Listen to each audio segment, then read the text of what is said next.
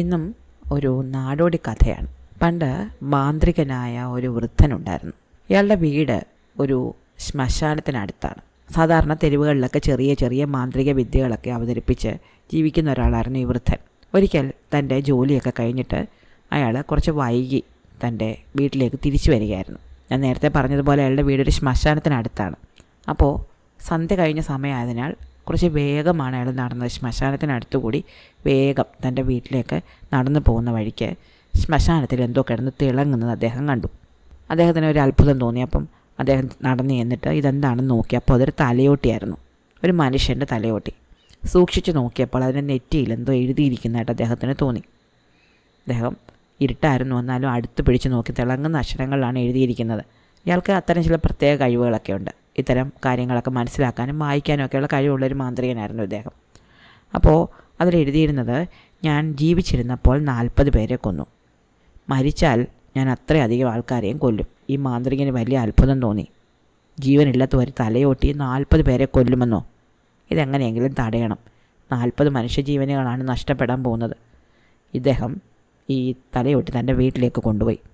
എന്നിട്ട് ആരും അറിയാതെ അടുപ്പിലിട്ട് അത് ചുട്ട് പൊട്ടിച്ചു. അത് നന്നായിട്ട് കത്തിച്ചാരമായപ്പോൾ അത് ഇടിച്ച് പൊടിച്ച് പൊടിയാക്കി ആ പൊടി ഒരു പാത്രത്തിലിട്ട് നല്ലവണ്ണം അടച്ച് ഒരു തുണി കൊണ്ട് കെട്ടി തൻ്റെ മുറിയിലെ അലമാരയിൽ വെച്ച് പൂട്ടി താക്കോല് തൻ്റെ കീശയിലും വെച്ചു. യാതൊരു കാരണവശാലും ഈ തലയൊട്ടിക്ക് 40 പേരെ കൊല്ലാൻ ഇട കൊടുക്കരുതെന്ന് കരുതിയാണ് ഇദ്ദേഹം ഇതൊക്കെ ചെയ്തത്. അങ്ങനെ പിറ്റേന്ന് തൊട്ട് ഈ മാന്ത്രികൻ തൻ്റെ കീശയിൽ ഈ താക്കോൽ വിട്ടാണ് എവിടെയെങ്കിലുമൊക്കെ യാത്ര പോവുക. അങ്ങനെ കുറേ ദിവസങ്ങൾ കഴിഞ്ഞു. അപ്പോൾ ഒരു ദിവസം ഇദ്ദേഹത്തിന് കുറച്ച് ദൂരെയൊക്കെ പോകേണ്ടി വന്നു. അവിടെ കുറച്ച് മന്ത്രവാദങ്ങളൊക്കെ അദ്ദേഹത്തിന് നടത്താനുണ്ടായിരുന്നു. പോകാൻ നേരത്തെ ഭാര്യ പറഞ്ഞു, ഈ അലമാരിയിൽ കുറച്ച് സാധനങ്ങളൊക്കെ ഇരിപ്പുണ്ടല്ലോ, എപ്പോഴും ഈ താക്കോല് കീശയിൽ കൊണ്ട് നടന്നാൽ അതിൽ നിന്ന് എന്തെങ്കിലും എടുക്കണമെങ്കിൽ ഞാൻ എന്ത് ചെയ്യും? അപ്പോൾ ഈ ഭർത്താവ് ഈ താക്കോല് ഭാര്യയെ ഏൽപ്പിച്ചിട്ട് പറഞ്ഞു, ഒരു കാര്യം പറയാം, മറ്റാരും ഈ അലമാരിയിൽ തൊട്ട് പോകരുത്. എന്തെങ്കിലും അത്യാവശ്യ കാര്യം എടുക്കാനാണെങ്കിൽ താക്കോൽ കൊണ്ട് തുറന്നത് എടുത്തിട്ട് അപ്പോൾ തന്നെ അടച്ചേക്കണം. നിങ്ങൾക്കല്ലാത്ത മറ്റൊരു സാധനങ്ങളും ഈ അലമാരിയിൽ നിങ്ങൾ എടുക്കരുത്. ഭാര്യ സമ്മതിച്ചു. ആരും അലമാരിക്ക് അടുത്ത് പോലും പോവുകയില്ല എന്ന് അവർ പറഞ്ഞു. അങ്ങനെ വീട്ടുകാരൻ യാത്ര പോയി. കുറച്ച് ദിവസങ്ങൾ കഴിഞ്ഞു. അങ്ങനെയിരിക്കെ ഇദ്ദേഹത്തിൻ്റെ ഒരു മകള് കുറച്ച് ദൂരെയായിരുന്നു താമസിക്കുന്നത്. മകളുടെ കുഞ്ഞിന് സുഖമില്ല എന്ന് കേട്ടിട്ട് മാന്ത്രികൻ്റെ ഭാര്യ ആ കുഞ്ഞിനെ കാണാൻ വേണ്ടി പോകാൻ ഒരുങ്ങി. പോകാൻ നേരത്ത് വിധവയായ മരുമകൾ വീട്ടിലുണ്ട്. അദ്ദേഹത്തിൻ്റെ മകൻ മരിച്ചുപോയി. മകൻ്റെ ഭാര്യയാണ് വീട്ടിലുണ്ടായിരുന്നത്. അപ്പോൾ ഈ മരുമകളുടെ കയ്യിൽ താക്കോൽ കൊടുത്തിട്ട് ഈ അമ്മായിയമ്മ പറഞ്ഞു, മോളെ, നീ ഒരിക്കലും ഈ അലമാരി ആവശ്യമില്ലാതെ തുറക്കുകയോ അത് നിനക്ക് വേണ്ടാത്ത കാര്യങ്ങളൊന്നും എടുക്കുകയോ ചെയ്യരുത്. മരുമകൾ സമ്മതിച്ചു. അങ്ങനെ ഈ അമ്മായിയമ്മ തൻ്റെ മകളുടെ കുഞ്ഞിനെ നോക്കാൻ വേണ്ടിയിട്ട് അവിടുന്ന് പോയി. അപ്പോൾ ഈ മരുമകൾ വീട് വൃത്തിയാക്കായിരുന്നു. വീട് വൃത്തിയാക്കി കഴിഞ്ഞപ്പോൾ അവർ വിചാരിച്ചു അലമാര തുറന്ന് അതിലെ വസ്ത്രങ്ങളൊക്കെ ഒന്ന് അടുക്കി വെക്കാം. അങ്ങനെ അവർ ഈ അലമാര തുറന്നു. അലമാര തുറന്നപ്പോഴാണ് അതിൽ മൂടി കെട്ടി വെച്ചിരിക്കുന്നൊരു പാത്രം കണ്ടത്. അപ്പോൾ അതിലെന്താണെന്ന് നോക്കാൻ വേണ്ടിയിട്ട് ഈ മരുമകൾ ഈ പാത്രം തുറന്നു നോക്കി. അപ്പോൾ അതിനുള്ളിൽ എന്തോ ഒരു പൊടി പോലെ കിടക്കുന്നത് കണ്ടു. മണമൊന്നുമില്ല. അതെന്താണെന്നറിയാൻ വേണ്ടിയിട്ട് അവർ ആ പൊടിയിൽ ഒന്ന് തൊട്ട് നോക്കി. അപ്പോൾ മുറിയൊക്കെ വൃത്തിയാക്കി തുടച്ചപ്പോൾ അവരുടെ കൈ നനഞ്ഞിരിക്കുകയായിരുന്നു. അപ്പോൾ ഈ നനഞ്ഞ കൈ കൊണ്ട് ഇവർ ഈ പൊടിയിൽ തൊട്ടപ്പോൾ അവരുടെ കയ്യിൽ നന്നായിട്ട് പൊടി പറ്റി. അപ്പോൾ അതെന്താണെന്ന് അറിയാൻ വേണ്ടി അവർ നാക്കിൽ തൊട്ടെന്ന് സ്വാദ് നോക്കി. ഒന്നും മനസ്സിലാകാത്തതിനാൽ അവർ ആ പാത്രം അങ്ങനെ തന്നെ അടച്ച് പഴയതുപോലെ കെട്ടി അലമാരിക്കുള്ളിൽ വെച്ചു. അതിനുശേഷം അലമാരി പൂട്ടി. പക്ഷേ കുറച്ച് ദിവസം കഴിഞ്ഞപ്പോഴേക്കും ഈ മരുമകളുടെ വയറ് വലുതായി വരാൻ തുടങ്ങി. ഈ അമ്മായി അച്ഛൻ അപ്പോഴേക്കും മന്ത്രവാദമൊക്കെ കഴിഞ്ഞു വന്നു. അദ്ദേഹവും കണ്ടു മരുമകളുടെ വയറ് വീർത്ത് വീർത്ത് വരുന്നു.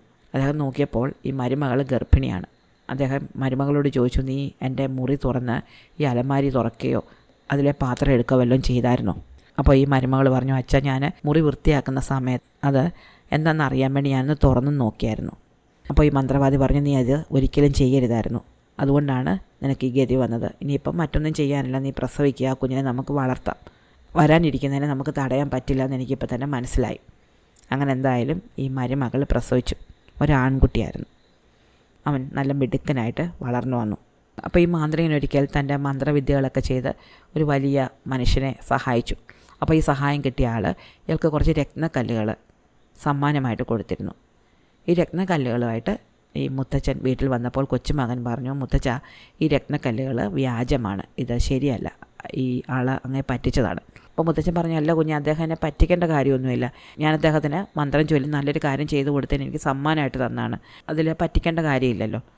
പക്ഷേ ഈ കുട്ടി പറഞ്ഞു, അങ്ങനെയാണെങ്കിൽ മുത്തച്ഛൻ ഇതൊരു രത്ന വ്യാപാരിയെ കൊണ്ട് കാണിച്ചു നോക്ക്, അപ്പോൾ മനസ്സിലാവും. അപ്പോൾ ഈ മുത്തച്ഛൻ ഈ രത്നങ്ങൾ കൊണ്ടുപോയി വ്യാപാരിയെ കൊണ്ടുപോയി കാണിച്ചു. അപ്പോൾ വ്യാപാരി പറഞ്ഞു, ശരിയാണ്, ഈ രത്നങ്ങൾ വ്യാജമാണ്. അതോടെ ഈ മുത്തച്ഛന് വലിയ അത്ഭുതമായിപ്പോയി. ഈ കുഞ്ഞ് അധികം പുറത്തൊന്നും പോകാറില്ല, വിദ്യാഭ്യാസം തുടങ്ങിയിട്ടില്ല. അപ്പോഴാണ് അവന് ഈ രത്നങ്ങൾ കണ്ട് ഇത് ശരിയായ രത്നങ്ങളല്ല എന്ന് തിരിച്ചറിഞ്ഞത്. അപ്പോൾ ഈ കാര്യങ്ങൾ നാട്ടുകാരൊക്കെ അറിഞ്ഞു. അതോടെ ഈ കുട്ടി വളരെ ബുദ്ധിമാനാണ്, അവന് ഒരുപാട് കഴിവുകളുണ്ട് എന്നൊക്കെ എല്ലാവർക്കും മനസ്സിലായി. നാട്ടിലെല്ലാവർക്കും അവനെ വലിയ ഇഷ്ടമായിരുന്നു. അങ്ങനെ ഈ മുത്തച്ഛൻ അവനെ പാഠശാലയിൽ അയക്കുകയും അവൻ വിദ്യാഭ്യാസം തുടങ്ങുകയൊക്കെ ചെയ്തു. അങ്ങനെ ഈ കുട്ടി വളർന്നു വന്നു. അപ്പോൾ ഒരിക്കൽ ഒരു വിളംബരം പുറപ്പെടുവിച്ച് രാജാവ്. അദ്ദേഹത്തിൻ്റെ സ്വപ്നത്തിൽ ഒരു കറുത്ത കാക്ക ഒരു വെള്ള വെണ്ണക്കട്ടിയുടെ പാത്രം കൊത്തി വലിക്കുന്നത് കണ്ടു. അത് ഒരു ദിവസമല്ല, പല ദിവസങ്ങളിൽ ഈ വെള്ള നിറത്തിലുള്ള വെണ്ണക്കട്ടിയുടെ പാത്രം ഒരു കറുത്ത കാക്ക കൊത്തി വലിക്കുന്നത് അദ്ദേഹം കാണുന്നുണ്ട്. അപ്പോൾ എന്താണ് ഈ സ്വപ്നത്തിൻ്റെ അർത്ഥം എന്നറിയാൻ വേണ്ടിയിട്ടാണ് രാജാവ് ഈ വിളംബരം പുറപ്പെടുവിച്ചിരിക്കുന്നത്. അതാരാണ് പറഞ്ഞു കൊടുക്കുന്നത് അവർക്ക് വളരെയധികം സമ്മാനങ്ങൾ കിട്ടും. അപ്പോൾ ഒരുപാട് പണ്ഡിതന്മാരും ഒരുപാട് ജ്ഞാനികളും ഒക്കെ കൊട്ടാരത്തിലെത്തുകയും ഈ സ്വപ്നം വ്യാഖ്യാനിക്കാൻ ശ്രമിക്കുകയും ചെയ്തു. പക്ഷേ എന്തൊക്കെയായിട്ടും രാജാവ് ഈ സ്വപ്നം കാണുന്നത് തുടർന്നുകൊണ്ടേയിരുന്നു. അപ്പോൾ രാജകൊട്ടാരത്തിലുള്ള ആൾക്കാർ ഈ രാജാവിനോട് പറഞ്ഞു, നമ്മുടെ നാട്ടിൽ ഒരു ബാലനുണ്ട്, അവൻ വളരെ മിടുക്കനാണ്, അവന് ചിലപ്പോൾ ഈ സ്വപ്നത്തെപ്പറ്റി പറയാൻ പറ്റുമായിരിക്കും. അങ്ങനെ രാജാവ് ഈ മന്ത്രവാദിയുടെ ചെറുമകനെ വിളിപ്പിച്ചു. അവൻ വന്നു. അപ്പോൾ രാജാവ് തൻ്റെ സ്വപ്നത്തെപ്പറ്റി പറഞ്ഞു. രാജാവ് എന്നും ഒരു സ്വപ്നം കാണുന്നു, ഒരു കറുത്ത കാക്ക ഒരു വെള്ള വെണ്ണക്കട്ടിയുള്ള പാത്രം കൊത്തി വലിക്കുന്നു. അപ്പോൾ ബാലൻ പറഞ്ഞു, ഞാൻ പറയുന്നത് പോലെ ചെയ്യണം, എന്നെ അങ്ങയുടെ അന്തഃപുരത്തിലേക്ക് കൊണ്ടുപോകണം. അങ്ങനെ രാജാവ് ഈ കുട്ടിയെ കൊണ്ട് അദ്ദേഹത്തിൻ്റെ അന്തഃപുരത്തിലേക്ക് പോയി. അവിടെ ചെന്നപ്പോൾ ബാലൻ അവിടുത്തെ സ്ത്രീകളെല്ലാം വന്ന് ബാലൻ്റെ മുന്നിൽ നിൽക്കാൻ പറഞ്ഞു. അങ്ങനെ അന്തഃപുരത്തിലെ സ്ത്രീകൾ, രാജ്ഞിയും രാജ്ഞിയുടെ തോഴിമാരും അവിടുത്തെ ജോലിക്കാരികളും എല്ലാം ഈ ബാലൻ്റെ മുന്നിൽ വന്ന് നിന്നു. അപ്പോൾ അവൻ പറഞ്ഞു, ഇവരിൽ ഒരാൾ പുരുഷനാണ്. അപ്പോൾ രാജാവ് പറഞ്ഞു, അല്ല, ഇവരെല്ലാവരും സ്ത്രീകളാണ്, അന്തഃപുരത്തിൽ പുരുഷന്മാർക്ക് പ്രവേശനമില്ല. ബാലൻ പറഞ്ഞു, അങ്ങനെയല്ല, ഈ കൂട്ടത്തിൽ ഒരു പുരുഷനുണ്ട്. അങ്ങ് ഒരു സ്ത്രീയെ വിളിപ്പിച്ച് ഇവരെല്ലാം പരിശോധിക്കാൻ പറയും, അപ്പോൾ മനസ്സിലാവും. അങ്ങനെ ഈ സ്ത്രീകളെല്ലാം പരിശോധിക്കുകയും അപ്പോൾ ആ കൂട്ടത്തിൽ ഒരു പുരുഷനുണ്ടെന്ന് മനസ്സിലാക്കുകയും ചെയ്തു. സ്ത്രീവേഷം കെട്ടി നടക്കുന്ന ഒരു പുരുഷനായിരുന്നു അത്. കുറേ കാലങ്ങളായിട്ട് ഇയാൾ ഈ സ്ത്രീവേഷത്തിൽ ഈ അന്തഃപുരത്തിൽ കയറിപ്പറ്റി ഇവിടെ താമസിക്കുകയായിരുന്നു. ഇതേപ്പറ്റി ഈ അന്തഃപുരത്തിലെ പല സ്ത്രീകൾക്ക് അറിയുകയും ചെയ്യാം. പക്ഷെ അവരാരും അങ്ങയുടെ പറ്റി പറഞ്ഞില്ല. രാജാവിന് വളരെയധികം ദേഷ്യം വന്നു. രാജാവ് ഉടൻ തന്നെ ഒരു വിചാരണ നടത്തുകയും ഈ സ്ത്രീവേഷം ധരിച്ച് അന്തഃപുരത്തിൽ കടന്നുകൂടിയ പുരുഷനെയും അയാളെ അറിയാമായിരുന്നിട്ടും അത് പറയാതിരുന്ന സ്ത്രീകളെയും കണ്ടുപിടിച്ച് അവരുടെ എല്ലാവരുടെയും തല വെട്ടിക്കൊല്ലുകയും ചെയ്തു. ഈ വധശിക്ഷ നടപ്പിലാക്കി കഴിഞ്ഞപ്പോൾ എത്ര പേരെ വധിച്ചു എന്ന് ഈ മുത്തച്ഛൻ ഒരു കണക്കെടുത്തു. അപ്പോൾ അത് കൃത്യം 40 പേരായിരുന്നു. അപ്പോൾ അദ്ദേഹത്തിന് മനസ്സിലായി, ഇതാണ് ആ തലയൊട്ടിയുടെ നെറ്റിയിൽ എഴുതിയിരുന്നത്. മരിക്കുന്നതിന് മുമ്പ് അയാൾ 40 പേരെ കൊന്നു, മരിച്ചതിന് ശേഷം തൻ്റെ പുനർജന്മത്തിലും അയാൾ 40 പേരെ കൊന്നു.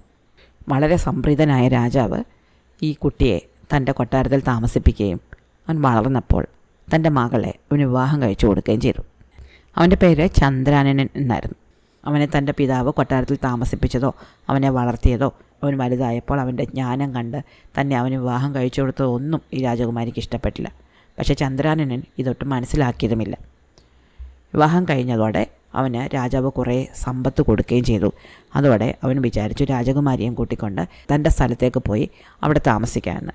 അങ്ങനെ തൻ്റെ ഭാര്യയോടൊപ്പം ചന്ദ്രാനനൻ കുതിരപ്പുറത്ത് തൻ്റെ രാജ്യത്തേക്ക് തിരിച്ചു. അവിടെ തൻ്റെ മുത്തച്ഛനോടൊപ്പം തൻ്റെ അമ്മ ഒറ്റയ്ക്കാണ്.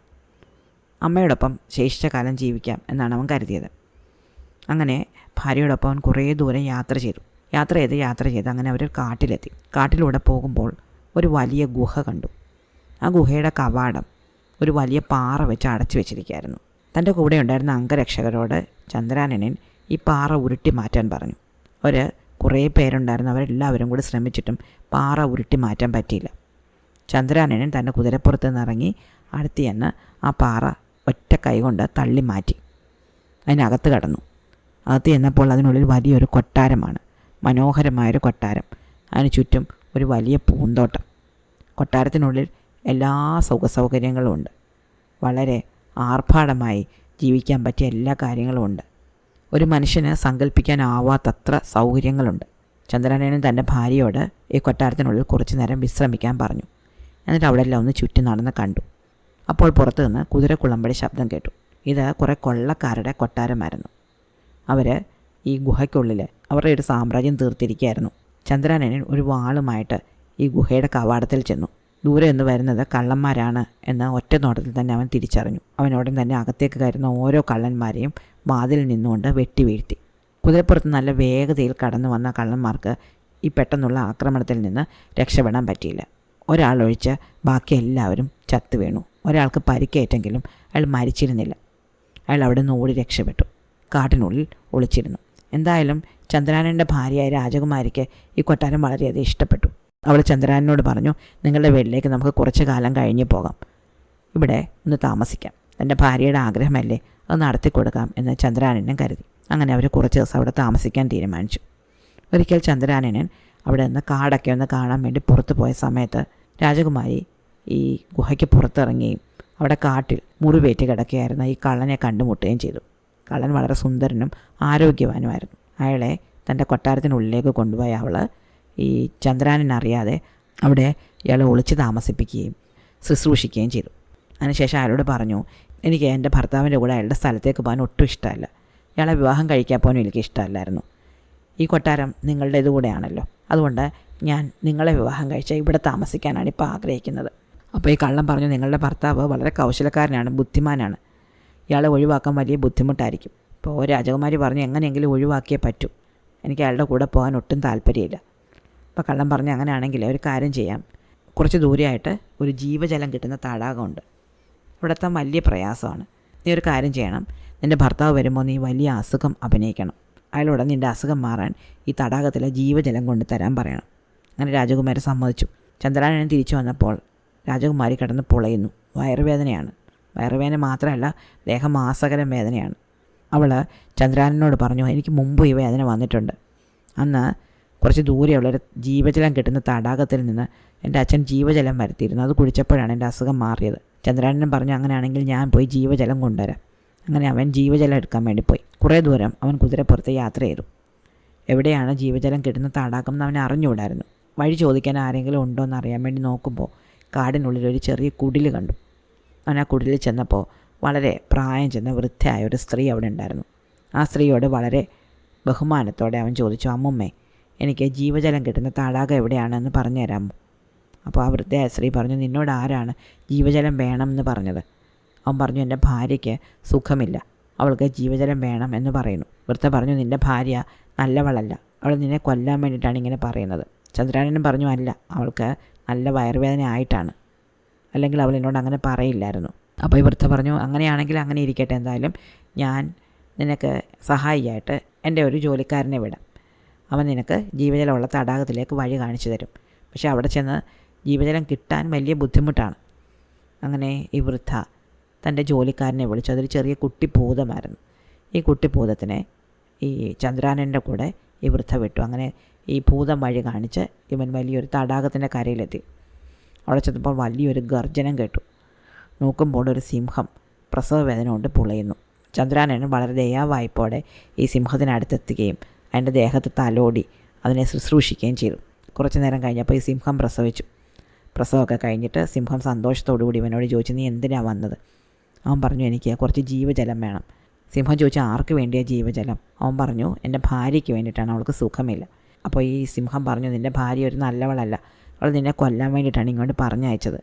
ചന്ദ്രാനൻ പറഞ്ഞു, അല്ല, അവൾക്ക് വയറുവേദന ആയിട്ടാണ്. എന്തായാലും സിംഹം അവന് കുറച്ച് വെള്ളം കൊടുത്തു. അവന് ആ തടാകത്തിൽ നിന്ന് കുറച്ച് വെള്ളമൊക്കെ കോരി പോകാൻ നിർത്തി. സിംഹം പറഞ്ഞു, ഞാൻ നിനക്ക് എൻ്റെ 2 മക്കളെ കൊടുത്തരാം, നിനക്ക് അവരെ ആവശ്യമായിട്ട് വരും. അങ്ങനെ 2 സിംഹക്കുട്ടികളെയും കൂട്ടി ഈ ജീവജലവുമായിട്ട് ഇവൻ ഈ വൃദ്ധയുടെ കുടിലെത്തി. അപ്പോൾ വൃദ്ധ പറഞ്ഞു, എന്തായാലും നീ ഇത്ര ദൂരെ യാത്ര ചെയ്ത് വരണമല്ലേ, ഇവിടെ കുറച്ച് നേരം ഇരിക്കുക, എന്നിട്ട് പോയാൽ മതി. അങ്ങനെ അവൻ അവിടെ ഇരുന്ന് കുറച്ച് നേരം വിശ്രമിച്ച സമയത്ത് ഈ വൃദ്ധ ഈ ജീവജലം എടുത്ത് മാറ്റി. പകരം അവിടെ സാധാരണ വെള്ളം വെച്ചു. അവനിത് അറിഞ്ഞില്ല. അവൻ ഈ സാധാരണ വെള്ളവും സിംഹക്കുട്ടികളുമായിട്ട് തൻ്റെ ഭാര്യയുടെ അടുത്തേക്ക് ചെന്നു. ഗുഹയിലുള്ള കൊട്ടാരത്തിനകത്തേക്ക് ചെന്നു. രാജകുമാരി ഈ വെള്ളം കുടിച്ചു. എന്നിട്ട് പറഞ്ഞു, എൻ്റെ അസുഖമൊക്കെ മാറി, എൻ്റെ വയറുവേദന മാറി. അങ്ങനെ 2-3 ദിവസം കഴിഞ്ഞു. രാജകുമാരി കള്ളനോട് പറഞ്ഞു, നമ്മൾ ഇത്ര വലിയൊരു കാര്യത്തിന് പറഞ്ഞു വിട്ടിട്ട് ഇവൻ ചത്തുപോയില്ലല്ലോ, നമ്മളിനി എന്ത് ചെയ്യും? അപ്പോൾ കള്ളൻ പറഞ്ഞു, നമുക്ക് അടുത്ത വിധി പ്രയോഗിക്കാം. കുറച്ച് ദൂരെയായിട്ട് ഒരു വലിയ പഴത്തോട്ടമുണ്ട്. ഈ പഴത്തോട്ടം ഒരു രാക്ഷസൻ്റെയാണ്. അവിടെ നല്ലൊരു മുന്തിരിപ്പഴമുണ്ട്, അത് കൊണ്ടുവരാൻ നീ അവനോട് പറഞ്ഞു വിട്. അങ്ങനെ പിറ്റേ ദിവസം രാജകുമാരി തൻ്റെ ഭർത്താവായ ചന്ദ്രാനനോട് കുറച്ച് ദൂരെയായിട്ട് വലിയൊരു തോട്ടമുണ്ടെന്നും ആ തോട്ടത്തിൽ പോയിട്ട് അവിടുന്ന് മുന്തിരിപ്പഴങ്ങൾ കൊണ്ട് തരണമെന്നും പറഞ്ഞു. ചന്ദ്രാനനും പിറ്റേന്ന് തന്നെ തൻ്റെ ഭാര്യയ്ക്ക് മുന്തിരിപ്പഴങ്ങൾ ശേഖരിക്കാൻ വേണ്ടിയിട്ട് ഈ രാക്ഷസൻ്റെ തോട്ടത്തിലേക്ക് പോയി. പോകുന്ന വഴിക്ക് പഴയ വൃദ്ധയുടെ വീട്ടിലെത്തി. വൃദ്ധയോട് കാര്യങ്ങളൊക്കെ പറഞ്ഞപ്പോൾ വൃദ്ധ പറഞ്ഞു, നീ ഇപ്പോഴെങ്കിലും കാര്യങ്ങൾ മനസ്സിലാക്കണം. നിൻ്റെ ഭാര്യ അത്ര നല്ലവളല്ല, അല്ലെങ്കിൽ നിന്നെ ഇങ്ങനെ പറഞ്ഞു വിടില്ല. ചന്ദ്രാനൻ പറഞ്ഞു, അല്ല, അവൾക്ക് കൊതിയായിട്ടാണ്. അപ്പോൾ വൃദ്ധ പറഞ്ഞു, എന്തായാലും ഒരു കാര്യം ചെയ്യേ, നീ എൻ്റെ ഒരു ഭൂതത്താനെയും കൂട്ടി പോകാൻ വഴി കാണിച്ചു തരും. അവിടെ ചെല്ലുമ്പോൾ ഭൂതത്താൻ നിന്നെ പിടിക്കാൻ വരും, ചിലപ്പോൾ നിന്നോട് യുദ്ധത്തിന് വരും. അപ്പോൾ നീ ഒരു കാര്യം ചെയ്യണം, ഞാൻ നിനക്കൊരു മരം കൊണ്ടുള്ള വാൾ തരാം. ആ വാൾ കൊണ്ട് അവനെ ഒന്ന് അടിക്കണം. ഒരടി അടിക്കാവൂ, രണ്ടാമത് അടിക്കാൻ അവൻ പറഞ്ഞാലും അടിക്കരുത്. അങ്ങനെ ഈ വൃദ്ധയുടെ കയ്യിൽ നിന്ന് ഈ വാളും വാങ്ങി ഭൂതത്താനെയും കൂട്ടി നമ്മുടെ ചന്ദ്രാനനൻ ഈ പഴത്തോട്ടം തേടി പോയി. അവിടെ ചെന്നപ്പോൾ വലിയൊരു തോട്ടമാണ്. തോട്ടത്തിന് ചുറ്റുമായിട്ട് 40 പട്ടികൾ കാവൽ നിൽക്കുന്നുണ്ട്. ഈ പട്ടികളെല്ലാം കൂടെ ഇവനെ ആക്രമിക്കാൻ വേണ്ടി ഓടിപ്പാഞ്ഞു വന്നു. പക്ഷേ സിംഹക്കുട്ടികൾ കൂടെ ഉണ്ടായിരുന്നതിനാൽ അവരെല്ലാവരും പേടിച്ച് തിരിച്ചു പോവുകയും ചെയ്തു. ഈ സമയത്ത് രാക്ഷസൻ ഉറക്കത്തിലായിരുന്നു. ചന്ദ്രാനനൻ രാക്ഷസൻ്റെ മുറിയിലെത്തി. അപ്പോൾ മനുഷ്യൻ്റെ മണം കൊണ്ട് രാക്ഷസൻ ഉണർന്നു. ചന്ദ്രാനനെ കണ്ടതും അവനെ പിടിക്കാൻ വേണ്ടിയിട്ട് പാഞ്ഞെത്തി. തൻ്റെ കയ്യിലുണ്ടായിരുന്ന മരവാൾ കൊണ്ട് അവൻ രാക്ഷസനെ ഒന്ന് വെട്ടി. അപ്പോൾ രാക്ഷസൻ പറഞ്ഞു, എന്നെ ഒന്നുകൂടെ വെട്ട്. അപ്പോൾ ചന്ദ്രാനൻ പറഞ്ഞു, ഇല്ല, ഞാൻ ഒരു വെട്ടേ വെട്ടാറുള്ളൂ. അതോടെ രാക്ഷസൻ മരിച്ചു വീണു. ചന്ദ്രാനൻ തനിക്ക് ആവശ്യമുള്ള മുന്തിരികൾ ശേഖരിച്ചു. തൻ്റെ സിംഹക്കുട്ടികളും ഭൂതത്താനുമായിട്ട് തിരിച്ചു പോന്നു. പോകുന്ന വഴിക്ക് അവന് ഒരു പട്ടണത്തിലെത്തി. ആ പട്ടണത്തിലെ ആൾക്കാർ വല്ലാത്ത ദുഃഖത്തിലായിരുന്നു. ചന്ദ്രാനൻ അവരോട് ചോദിച്ചു, നിങ്ങൾ എന്തിനാ ഇങ്ങനെ വിഷമിക്കുന്നത്? അവർ പറഞ്ഞു, ഞങ്ങളുടെ നഗരത്തിന് നടുക്കൂടെ ഒരു നദി ഒഴുകുന്നുണ്ട്. ആ നദിയിലൊരു വലിയ മുതലയുണ്ട്. ആ മുതല ഒരു ഭീകരനാണ്. അവൻ ഇടയ്ക്കിടയ്ക്ക് കരയിൽ കയറി വരും. നഗരത്തിലെ പെൺകുട്ടികളെ പിടിച്ചുകൊണ്ട് പോകും. ഇത്തവണ ഞങ്ങൾ രാജകുമാരിയെയാണ് കൊണ്ടുപോയിരിക്കുന്നത്. അപ്പോൾ ചന്ദ്രാനൻ നദിക്കരയിലേക്ക് ചെന്നു. നദിക്കരയിൽ അതിസുന്ദരിയായ ഒരു പെൺകുട്ടി ഇരുന്ന് കരയുന്നത് കണ്ടു. മുതല അവളെ തട്ടിക്കൊണ്ട് വന്ന് നദിക്കരയിൽ ഇരുത്തിയിട്ട് നദിയിലേക്ക് ഇറങ്ങിയിരിക്കുകയാണ്. അവൾക്ക് അവിടുന്ന് പോകാൻ അനുവാദമില്ല. അവിടുന്ന് പോയാൽ മുതല പിന്നാലെ ചെന്ന് അവളെ വീണ്ടും പിടിക്കും, നദിയിൽ മുക്കിക്കൊല്ലും. അപ്പോൾ ചന്ദ്രാനൻ അവളെ അടുത്ത് എന്നിട്ട് പറഞ്ഞു, നീ പേടിക്കണ്ട, ഞാൻ നിന്നെ സഹായിക്കാം. അപ്പോൾ അവൾ പറഞ്ഞു, വേണ്ട, എന്നെ സഹായിക്കാൻ വേണ്ടി ഒരുപാട് പേര് വന്നാണ്. അവരെ എല്ലാവരെയും മുതല കടിച്ച് കൊന്നു കളഞ്ഞു. ചന്ദ്രാനൻ പറഞ്ഞു, സാരമില്ല, ഞാനും കൂടെ ഒന്ന് ശ്രമിച്ച് നോക്കട്ടെ.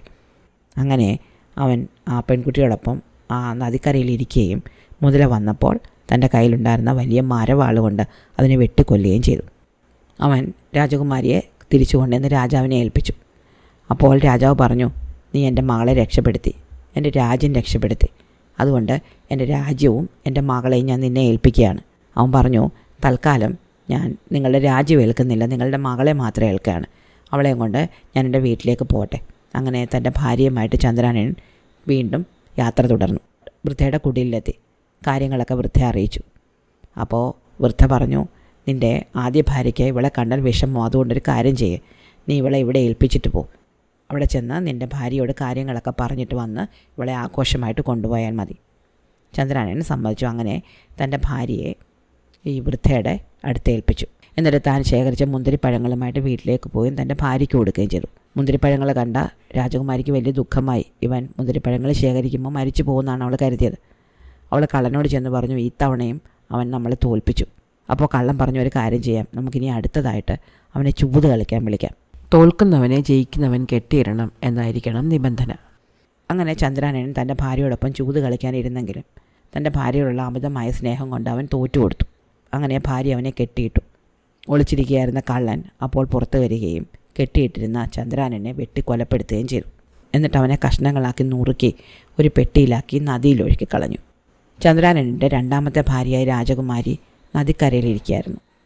ആ സമയത്ത് ഒരു പെട്ടി ഒഴുകി വരുന്നത് കണ്ടു. ആ പെട്ടി കണ്ടപ്പോൾ അവൾക്കെന്തോ ഒരു സങ്കടം തോന്നി.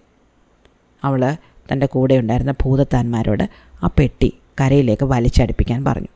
അവർ ഉടൻ തന്നെ ആ പെട്ടി കരയിലേക്ക് വലിച്ചടുപ്പിക്കുകയും അത് തുറന്നപ്പോൾ അതിനുള്ളിൽ തലയറ്റ് ചന്ദ്രാനൻ്റെ ശരീരം കിടക്കുന്ന അവർ കാണുകയും ചെയ്തു. അവൾ ഉറക്കെ കരയാൻ തുടങ്ങി. അത് കേട്ട വൃദ്ധ ഓടി വന്നു. മരിച്ചു കിടക്കുന്ന ചന്ദ്രാനനെ കണ്ടിട്ട് വൃദ്ധയ്ക്ക് സങ്കടം വന്നു. പക്ഷേ വൃദ്ധ പറഞ്ഞു, നീ പേടിക്കണ്ട, അവനെ ഞാൻ രക്ഷപ്പെടുത്താം. അവൻ കൊണ്ടുവന്ന ജീവജലം എൻ്റെ കയ്യിലുണ്ട്. അങ്ങനെ നേരത്തെ മോഷ്ടിച്ച് ഒളിപ്പിച്ച് വെച്ചിരുന്ന ആ ജീവജലം കൊണ്ടുവന്ന് ആ വൃദ്ധ ചന്ദ്രാനൻ്റെ ശരീരത്തിനടുത്ത് വെച്ചു. എന്നിട്ട് ആ കഷ്ണങ്ങളെല്ലാം ചേർത്ത് വെച്ചിട്ട് അതിൽ ജീവജലം തളിച്ചു. അതോടെ ഉറക്കത്തിൽ നിന്ന പോലെ ചന്ദ്രാനൻ എഴുന്നേറ്റ് വന്നു. ജീവിതത്തിലേക്ക് തിരിച്ചു വന്ന ചന്ദ്രാനൻ തൻ്റെ വാളുമായിട്ട് ഗുഹയ്ക്കുള്ളിലെ കൊട്ടാരത്തിലേക്ക് തിരിച്ചു പോവുകയും രാജകുമാരിയെയും കള്ളനെയും വെട്ടിക്കൊലപ്പെടുത്തുകയും ചെയ്തു. അതിനുശേഷം തിരിച്ചു വന്ന് വൃദ്ധയുടെ കൂടെ താമസിപ്പിച്ചിരുന്ന തൻ്റെ ഭാര്യയെ സ്വീകരിക്കുകയും അവളെയും കൊണ്ട് അവളുടെ രാജ്യത്തേക്ക് പോയി അവിടെ രാജാവായിട്ട് അവൻ വാഴുകയും ചെയ്തു. മാന്ത്രികനായ തൻ്റെ മുത്തച്ഛനെയും തൻ്റെ അമ്മയെയും അവൻ തൻ്റെ കൊട്ടാരത്തിലേക്ക് വിളിച്ചു വരുത്തി. അവരെല്ലാവരും കൂടി വളരെ കാലം സന്തോഷമായിട്ട് ജീവിച്ചു. ഇഷ്ടമായോ കഥ? അടുത്ത കഥ അടുത്ത ദിവസം.